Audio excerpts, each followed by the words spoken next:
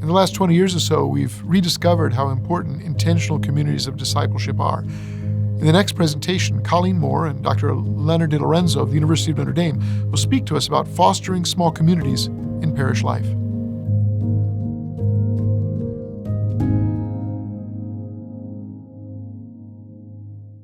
Hi, Colleen. Hey, Lenny. So I think we're going to talk a little bit about small communities and parishes. Yeah, so what is a parish community?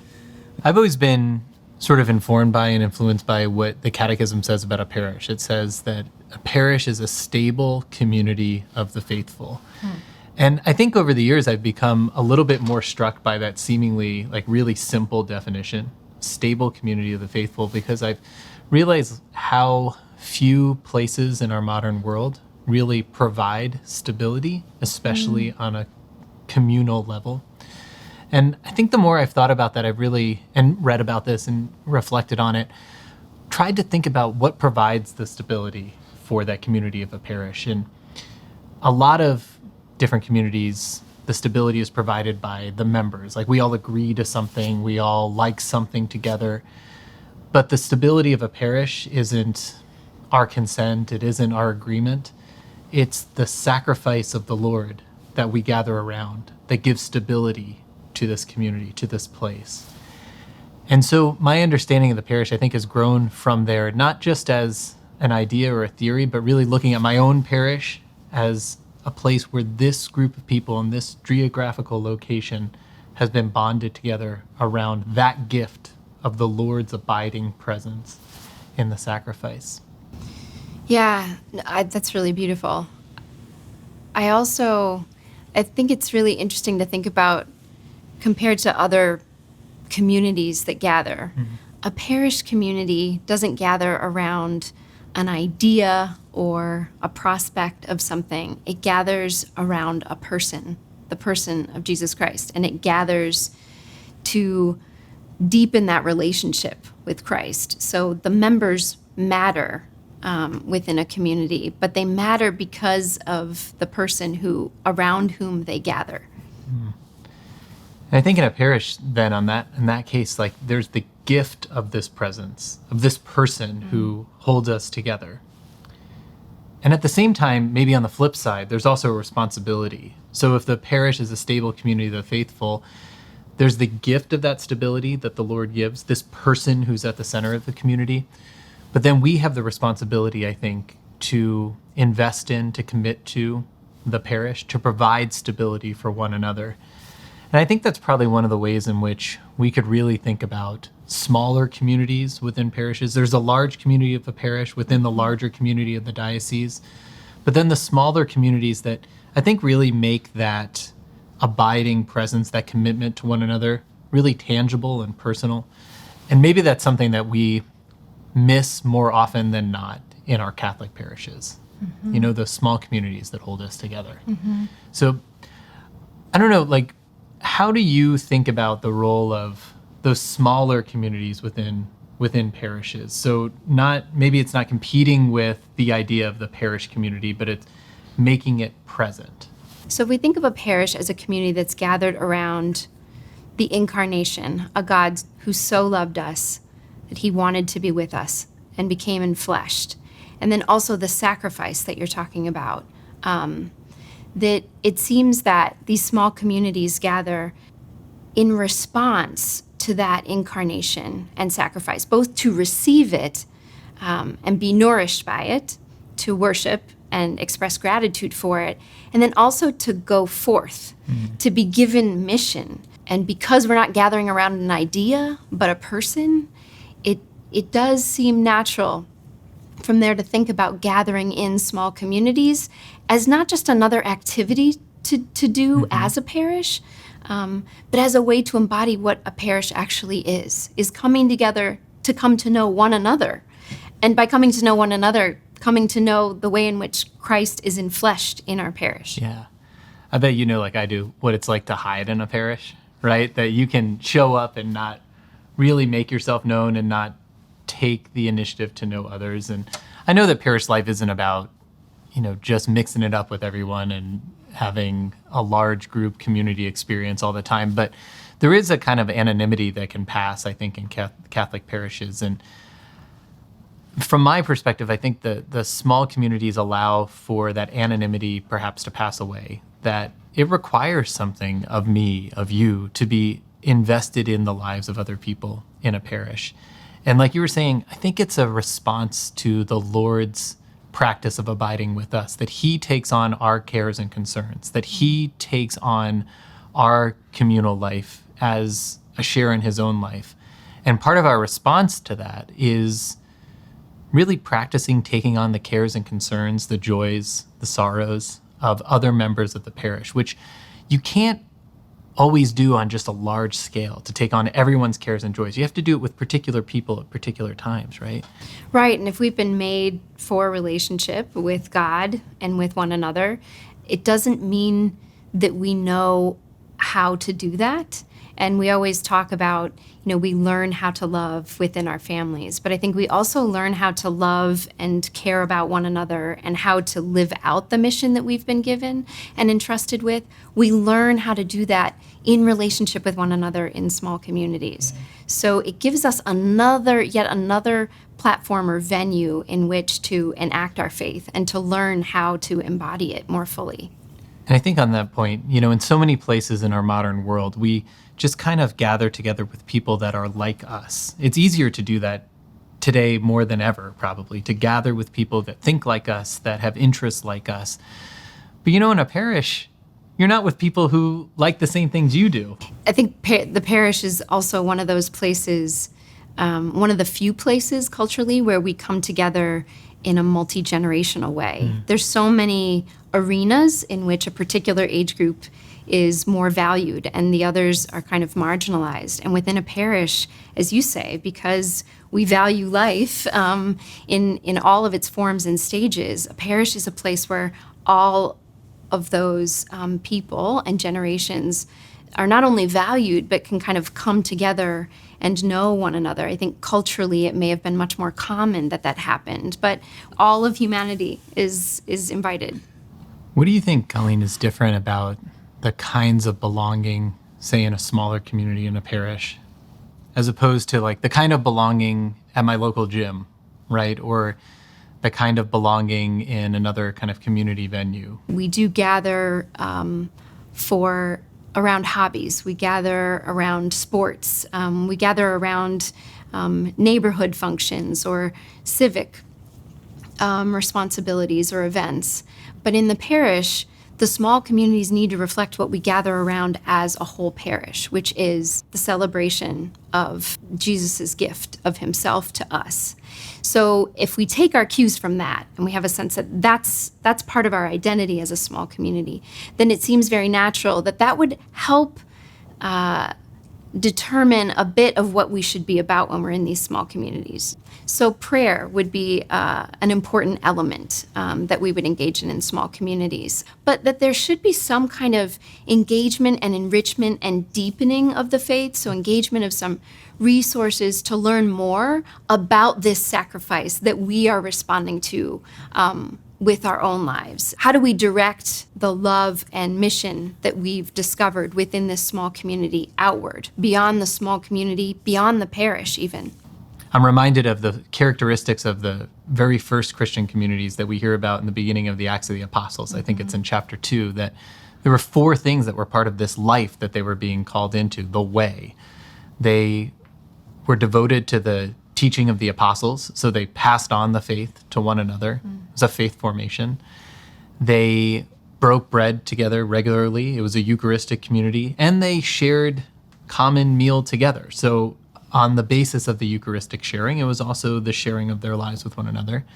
They prayed together. They devoted themselves to the daily prayers, and they shared all things in common. Or to put it another way, the needs of the least of the members were the needs of the greatest members too. They shared all those needs, and so they were committed to the works of mercy. It seems to me the mission of the parish is to really charge parishioners with the responsibility for parish life, and that those of us who at times are in the more professional capacity have the responsibility of activating that responsibility in others. So I suppose this would have something to do with how we pass on the faith, in our parish? Is there a way in which our smaller communities, a more, maybe even a more home-based focus, could be part of passing on the faith? The way in which parishioners together in smaller groups can really take on the mission of the works of mercy, not to have to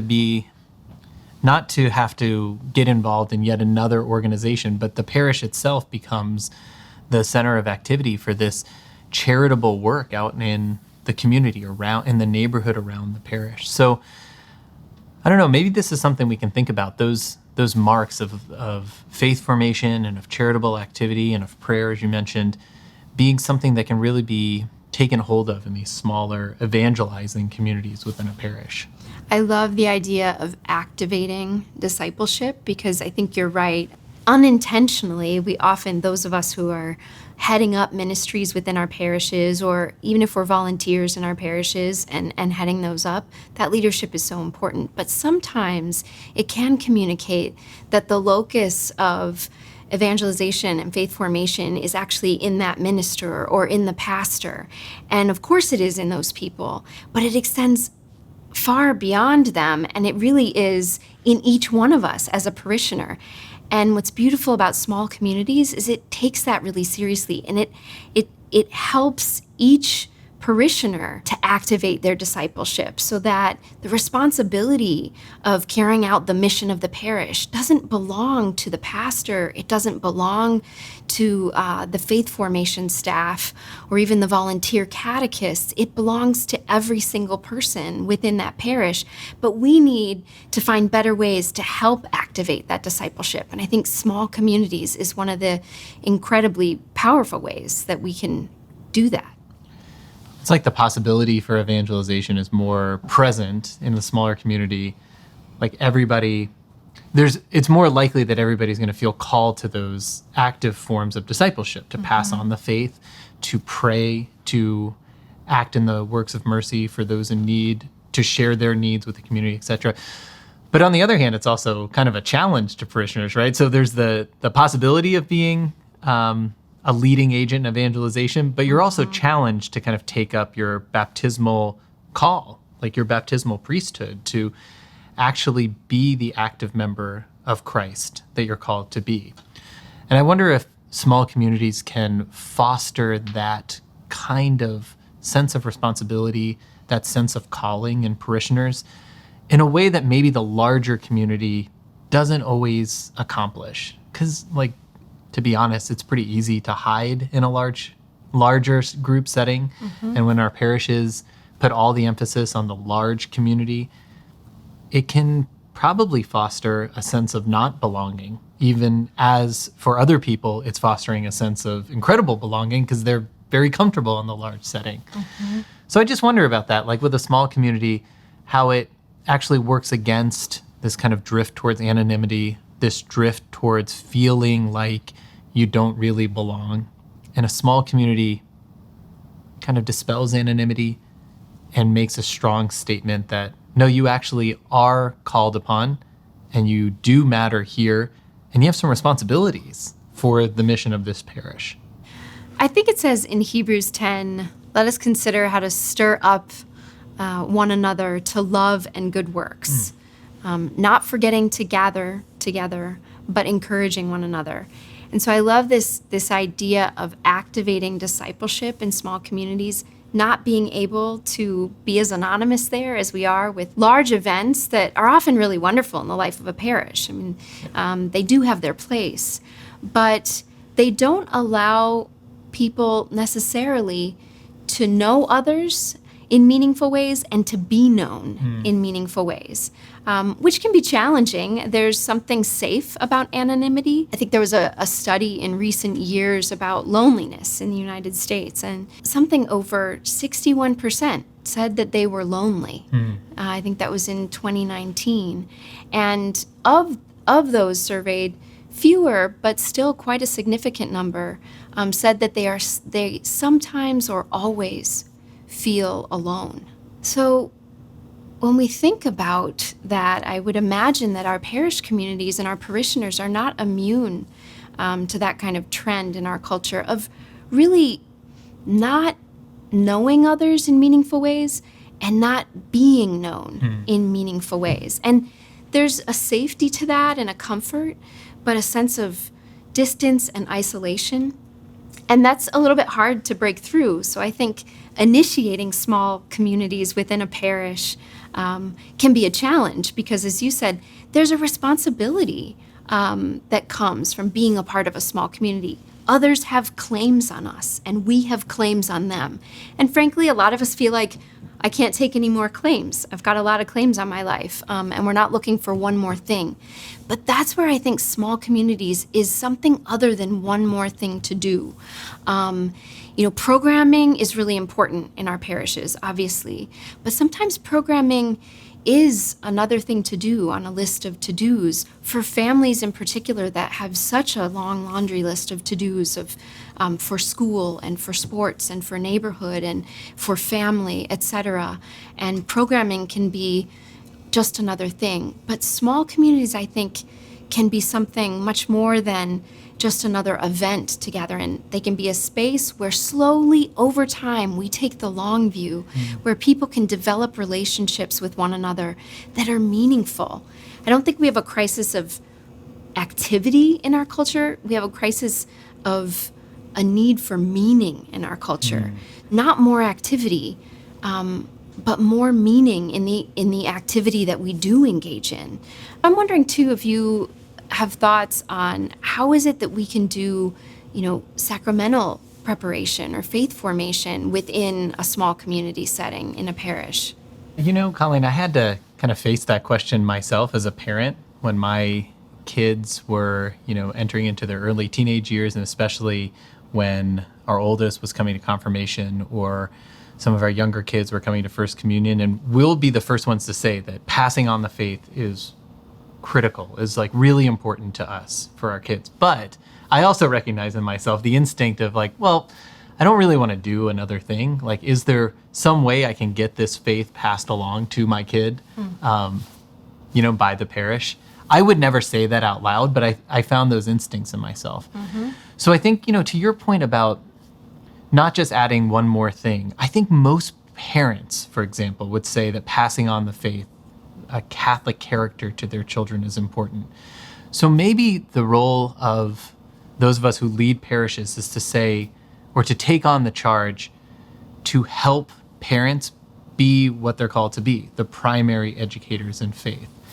And I think if we took that seriously, really seriously in our parishes, it would potentially change the way in which we do something like religious education, faith formation. It might even mean looking at the programmatic approach to this, right? That we have this program of religious education where you bring your child on a Sunday morning or Wednesday night or whatever it is. And maybe we'll even host a session for the parents concurrently. But in the classroom where the faith formation is happening with the children, we've got a catechist who's been trained who's going to do that. Either they're professional or they're the volunteer that's been designated. But how can we flip that and think, how do we empower the parent to do some of this? Maybe not all of it, but to do some of it, to make them more confident in their ability to pass on the faith and more competent to do so. What if we moved some of our faith formation, confirmation prep, First Communion prep into a home instead of in a parish hall? Parish halls are great, classrooms are great, but there's something about a home that's just different, right? We kind of know how to act and how to be different things at different times in a home. We know how to chat with one another informally. We know how to have serious conversations. We know how to offer hospitality. What if we had families come together in a home, small groups of families, maybe 6 or 10 families with their children, and this is the primary place where faith formation happened, confirmation prep, First Communion prep. We did this at our own parish. It was really successful. And it was really successful not just in the sense that the kids were engaged, but also because there was kind of the expectation, but also the opportunity for the parents to be engaged. And not just listening in, but actually exploring some of the matters of our faith themselves, studying the Bible together alongside their children, their teenagers, their young people. doing some journaling, some faith sharing together. So all those things I think that are part of, let's say, the earliest Christian communities, which we've talked about before, passing on the teaching of the apostles, praying together, being involved in the works of mercy, breaking bread together. In a home especially, and in smaller communities, we can actually do those things together in such a way that it matters, and you know that this is important, and your kids see that this is important because parents are involved, because other adults are involved. I think we lower the threshold for entry into passing on the faith when we do it in settings where people are at ease, where they're comfortable, where they live. And it also helps children be able to identify their home as a space, not just the church and the parish or wherever they gather, for their confirmation retreat or what have you. They identify those places as places where they talk about and engage in faith. But this would also help them think about their home as a space where faith is learned about and where we live up to those ideals and we fall short of those ideals, and we call one another back to that mission. I think it could be a really beautiful experience, again, intergenerationally, which I know so many faith formators have made great efforts in recent years to not have sacramental preparation just be about the child who's receiving that sacrament, but also a formation for the family. Somehow the formation of both of those comes into conversation with one another and the whole family when it's done not just within the family, but as a small community. And here's a really crazy idea. What if you're not only responsible for your own children and their formation in faith, but for other children in the parish too, right? So I think that's something these small communities actually enable. What is it? It's an evangelizing culture in the parish, right? It's a catechetical culture. It's not just programs that seek to catechize, but the parish itself becomes a locus, a culture that grows disciples within it, that passes on the faith both by its way of life and by those who are committed to teaching the truths of the faith to others. The other thing that I think about here is that there's also an opportunity to really enrich the mentoring within a parish, within the small communities, right? That maybe it starts with the parish staff, the professionals, those who from season to season, year to year, are charged with the responsibility of facilitating and guiding, say, the faith formation of a parish or the liturgical life of a parish. So I think what we're talking about there is not replacing in any way a parish staff. It's actually redirecting all of that expertise and energy and investing it in the parishioners so that they become primarily responsible, not without guidance and not without any kind of formation and education, but the formation and the education of the parishioners is so that they can take on the mission of the parish, the mission of the church, to pass on the faith, to conduct the works of mercy, to live a Eucharistic life, to pray and to form others in prayer.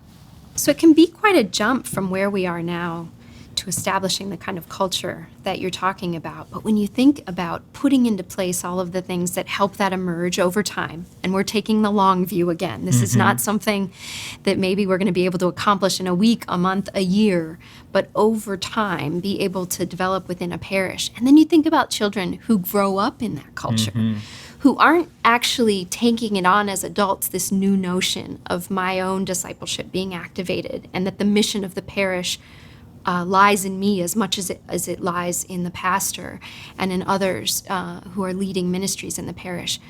That's really powerful when you think about that over time. Yeah.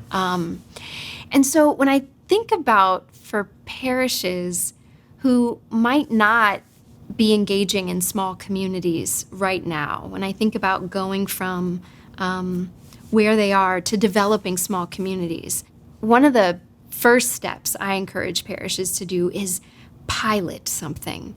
Sometimes we feel like success is going to mean taking, this small thing and scaling it immediately and making it big and relevant for everyone, within the next month or year. And I think if we just take a small incremental approach and give ourselves permission to learn and pilot something, and that might mean with just one or two small groups, if we're unsure about the right size of the groups. We can try out a couple different things. And I find that when you invite folks into a pilot, they're really, speaking of activating discipleship, I get to kind of help the pastor and parish staff think through this. My own experience is going to be relevant and is going to inform what they might propose for the whole parish. I find that people are animated by that and excited to be a part of it. And it really does demand on the part of the pastor and the parish staff and who's ever kind of overseeing this at the beginning, a real openness to learning how is this lived out in the everyday lives of parishioners, and not over prescribing what that should look like, but also not just leaving them out to sea without anything to guide them. So it's striking that right balance of finding what are the right parameters and guides to give people as they begin this life as a small Christian community within a parish, but then also seeing the variety of ways that it unfolds in meaningful ways for different groups. Yeah. Taking your natural points of entry into parish life and building small communities around that. So what I have in mind is maybe for marriage preparation, and I know a lot of parishes do this already, but having a mentor couple or a couple of mentor couples within the parish, older married people or people who've been married for some time who are mentoring this engaged and soon-to-be married couple, and they become part of a small community together. They stay together even after the wedding day, this smaller community, and they pray together and they share things together, and maybe they do works of mercy together, and they get to know each other's children and things like that. Or when somebody registers for a parish, or, since so many people don't register, you just start seeing somebody at a parish build in some relationship, some mentoring with those newer people. This is a good way to bring especially young adults into the fold of the parish life so they feel invested in the community. I think all of us Catholics are worried about young adults, emerging adults who are drifting away from the church in really alarming numbers. And I think one of the tendencies is to kind of want to coddle them. Like, let's make them as comfortable as possible. Let's try and build as many things for them. But I actually think that one of the most effective ways to keep them tied to the church is actually in some ways to make it harder for them. I don't mean lonelier. I mean to actually entrust them with responsibility. We want you to be part of this small community that's actually going to be responsible to each other, right? You're actually going to pray for and with each other. You're going to get to know each other. You're going to spend time in each other's homes. It's harder to walk away from actual people in a parish than it is to just walk away from an anonymous group in a parish. This isn't, just to kind of hoodwink the young adults into staying, but you give them something to hold on to. That reminds me of that quote from Simone Weil: the most important question you can ask your neighbor is, what are you going through? Oh, yeah.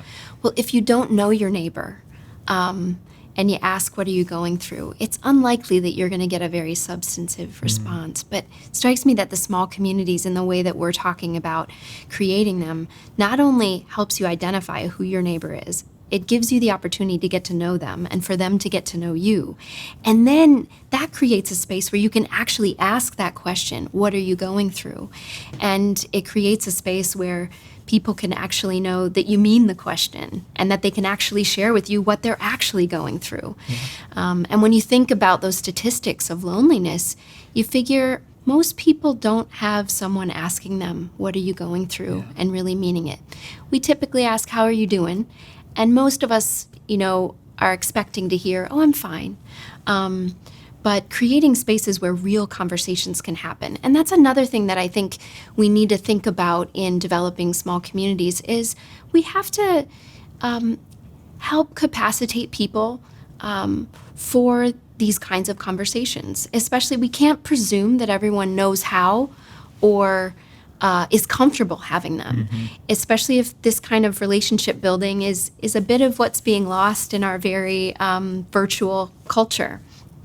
And so reminding ourselves of what it means to listen actively and not just be thinking about what our next question or thought is, what it means to pray together and how to pray together. I think most people say they believe prayer is important as a Christian. They want their families to pray. They themselves want to pray. A lot of people say, I actually don't know how to pray. And so to give folks resources to learn and capacitate and actually gain in confidence what many are already doing, but don't have a lot of confidence in. I think pastors and parish staffs that are interested in developing a culture of evangelization and faith formation through small communities can think about what are some of the basic kind of tools and dispositions and resources that we can offer to folks that we're asking to engage in these small communities, and giving some kind of general guidelines. When a parish chooses to pilot small communities, they just have the opportunity to give general guidelines to folks who are doing it and offer them resources and maybe even some basic training in some of these skills, especially in the study of the faith and in prayer. But then to just see how it plays out in everyday parishioners' lives as they gather regularly, and then learn from that.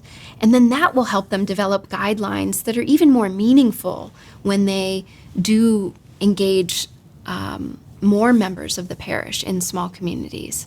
I think, as you've said already a few times, Colleen, that when we're talking about investing in these small parish communities, we're really taking a long view. What kind of life of this parish, of any parish, do we want to pass on? But I think another thing that we've become really aware of is the effect of various crises on us as a church. For example, this is not one we brought upon ourselves, but came to us with the crisis of COVID-19 and the way in which that destabilized, well, all of society, but even parish life, the suspension of public masses, not being able to gather together to see each other. How many of our parishioners went into some kind of isolation, to suffer alone, to be fearful alone? And as the crisis continues, that all the small and maybe hidden forms of suffering or uncertainty don't have a place to be shared with other members of the parish, right? With other Catholics, to say, I'm struggling with this or I'm uncertain about that. We tend to go into our digital forums, if at all, to kind of broadly and vaguely talk about these things. Well, if we've invested in the small communities beforehand, there are some of the people that you can go to no matter what. You can call, you can be in contact with. They can care for your needs and you can care for theirs, right? Like for people to be able to talk to other Catholics about how they're feeling about all this, their hurt and pain, their disgust, their concern. I know at our own parish, we had to work on this afterwards to create these kind of venues for us as parishioners to be able to even say these things and to ask our questions and to learn more about what we wanted to learn about. I'm not saying that small communities in parishes are going to solve all of that weakness or instability or concern, but it gives a venue, a place for us as parishioners to be able to share everything with one another if we choose to. If parishes haven't invested in small communities and a crisis either of their parish, of their diocese, or a larger crisis impacts them, it's ideal if those small communities existed before that because one can weather and pass through it much more easily. But I think there's also an opportunity when a crisis arises. It's not too late. It's actually the perfect moment to initiate small communities because the need is high. People are usually in a time of crisis. It is very destabilizing. And so there's kind of a vulnerability and openness that is there that sometimes is not outside of a crisis.